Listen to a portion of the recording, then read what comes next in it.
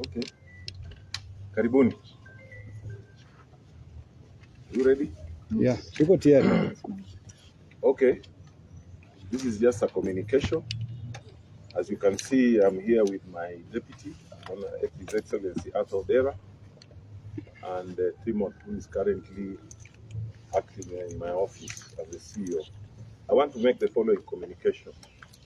I want to announce here today that I'm sending the county secretary, who is also the chair of the office, on assumption of office of the governors committee, all CECs members, and all CEOs, that is chief officers, are hereby sent on compulsory leave with immediate effect, pending any action by any prescribed law.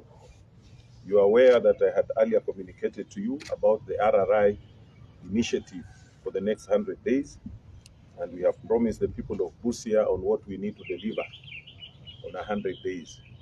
And this rearrangement is being made to facilitate that. I think I was here with you. I communicated with you on what we need to do in 100 days. Therefore, I also want to appoint His Excellency Arthur Dera to chair the task force committee on finance, economic planning, and ICT subcommittee. He'll be chairing that task force to look on what it's going to do to deliver on the 100 days RRI initiative. I'm also appointing Honorable Michael Onyura. You know him, he's a former member of parliament for Butula and a long-serving public servant, to chair the Committee on Public Service Management, Governance, Legal Affairs, and Administration of subcommittees. He will be chairing that task force to look into how we look into our human resource capacity for the county for the betterment of service delivery. I'm also appointing Dr. Olago Nubi, who is a former director of KMTC, to chair the Health, Education, Infrastructure, and Social Subcommittee to look into the issues of health. You are aware that we have got quite some challenge on issues of health. I've visited the hospitals. You are aware that there are a few things we have mitigated, but we need long-term solutions. And this is something that we promised the people of BUSIA during the campaign in our manifesto. I'm also appointing Patrick Sanya Odame to chair the Agriculture, Water, and Trade Committee. This is also a long-serving agricultural specialist, and I think lastly he was working with the IBC, but he's an agricultural and water expert. And these committees are going to have the secretariat through the office of the governor, and the chair to that, the secretary to those committees will be Timothy Odede, who is an officer in my office. This is Timothy Odede. He'll provide secretariat service. And of course, we expect this committee to deliver on the tasks that we put ahead on RRI within the 100 days. And you remember we said we'll be reviewing that every 25 days. As I send those respective officers, the CECs and COs, on compulsory leave, they should hand over their responsibilities to the respective directors as they are going to be informed of those particular departments. Asanteni sana. Maybe ask a question, why these changes? Why now? Why now?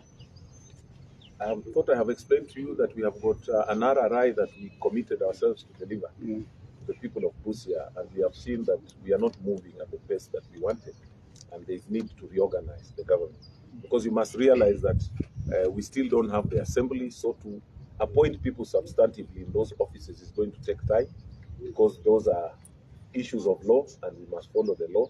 You are aware that we are currently waiting even to call for the assembly, and IBC needs to pronounce itself on who are the nominated MCAs. That will automatically trigger for positions that will be falling back. And once that happens, then it will trigger the operationalization of those offices. Yeah. Asante Bwana Gavana, labda haya yakijiri kwa mpinzani wake wa mahakama kutoridhishwa na na ile ushindi wako labda kitakushuhudia akiona labda kuna jambo limemkera si ile, lakini kwa sasa sisi tunaendelea kuwahudumia watu wa Busia kwa sababu umejua zile shida tuko nazo na zile ahadi tulipeana. Unaona tauni yetu hata pia bado haiko sawa. In fact, that one I think you did put it here. I'm also ordering that all functions ambazo ziko katika ile department ya urban and lands that are supposed to go to the municipal board, I think you should give me that to sign immediately, that all those functions should be transferred with immediate effect. Unfortunately, maybe it was not put here for now, but that's something that I'm also doing. That the BUSIA municipal board should be properly be operationalized, and I've already given instructions that the functions as prescribed in law should be transferred with immediate effect from that other department. Because you are aware when we went around, they say they have not been given their functions, although the law had already been passed that prescribes that function. So all this we are doing to help us deliver on our mandate as we still await the other things to take their lawful course. But that does not mean that we should stop working. We have already been sworn in office and we must continue to work.